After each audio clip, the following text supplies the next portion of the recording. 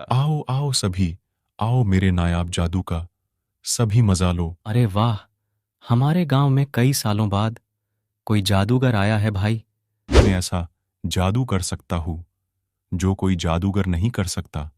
मैं चाहूं तो इस पत्थर को तुम लोगों के सामने अभी इसे एक पक्षी बना दूं। देखते, इस पुराने पत्थर को एक सुंदर पक्षी बना देता। मैं चाहूं तो इस पक्षी को भी मैं जादू से एक भालू बना सकता हूं। हमें अपनी आंखों पर यकीन नहीं हो रहा कि कोई ऐसा भी जादू कर सकता है। इतना बोलते ही ये जादूगर फिर से जादू करता और इस पक्षी को देखते ही देखते इसको एक सुंदर और प्यारा भालू बना देता। मान गए भाई, तुम्हारे जादू को क्या गजब का जादू दिखाते हो। ये जादू अगर हमारे गांव के बच्चे देख लिए तो वो दिन भर जादू देखने में ही बिता देंगे। हम कल फिर से तुम्हारे पास आएंगे और अपने बच्चों को लेकर आएंगे ताकि वो लोग भी तुम्हारी जादूगरी का आनंद ले सकें। इतना बोलकर ये लोग यहां से जाने लगते।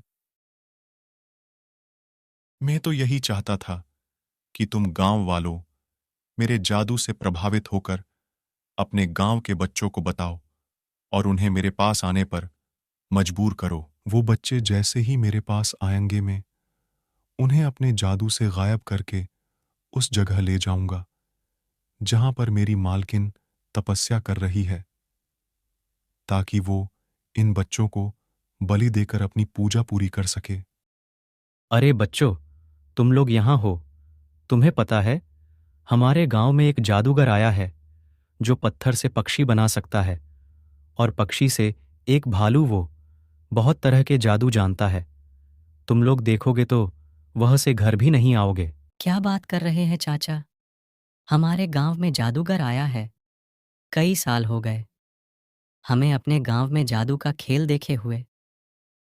आज लगता है हमारा सौभाग्य है कि हम इतने महान जादूगर का जादू देख पाएंगे जो मन चाहा जादू कर सकता है। इतना बोलकर ये लोग खुशी से पागल हुए।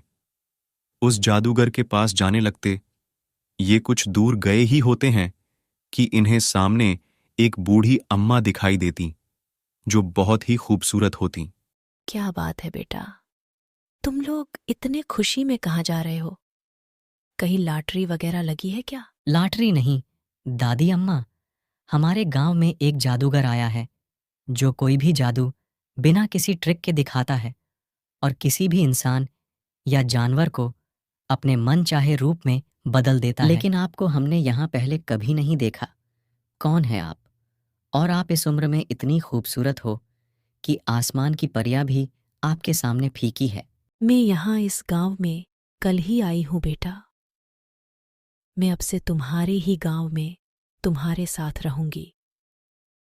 मुझे भी अपने जमाने में जादू देखना बहुत पसंद था, लेकिन अब तो काफी साल हो गए जादू देखे हुए, क्योंकि कोई जादूगर आता ही नहीं था।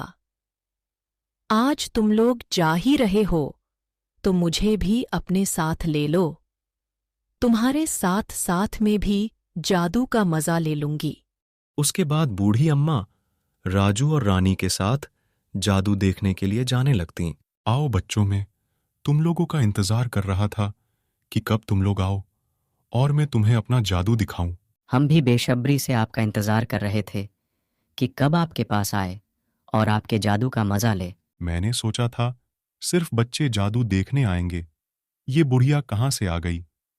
ऐसे में बच्चों को कैसे गायब करके अपने मालकिन के पास भेजूंगा, और आज इनकी बलि नहीं दी गई तो मालकिन की पूजा पूरी नहीं हो पाएगी। इसलिए तुम्हें आई हूं, पाखंडी जादूगर, क्योंकि मैं तुम्हारी सारी सच्चाई जान चुकी थी कि तुम यहाँ क्यों और किसके कहने पर आए हो। अच्छा, तो तुम यहाँ इसलिए आए हो ताकि तुम इन बच्चों की बलि दे सको, लेकिन मेरे रहते तुम उनका एक बाल भी बांका नहीं कर पाओगे।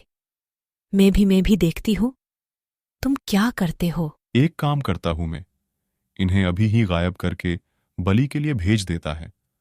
वैसे भी ये एक बरिया है, क्या ही कर लेगी।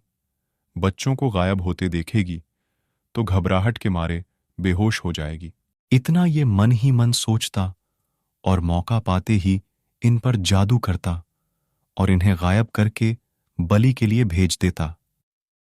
ये सब जैसे ही ये बूढ़ी अम्मा देखती, गुस्से से पागल हो जाती और अपने असली रूप में आती, जो कि एक परी होती। तुम्हें क्या लगा तुम मेरे रहते इन मासूम बच्चों को अपनी भूतनी के बलि के लिए भेज दोगे? बच्चे भगवान का रूप होते हैं, लेकिन तुम जैसे दरिंदे अपनी शक्तियों का गलत इस्तेमाल करके लोगों को हानि पहुंचाते हो। आप साक्षात, यहां मुझे यकीन नहीं हो रहा। हमें माफ कर दीजिए। परी, मैंने जो कुछ भी किया अपनी मालकिन के कहने पर किया। मुझे माफ कर दो, मुझे कुछ मत करना।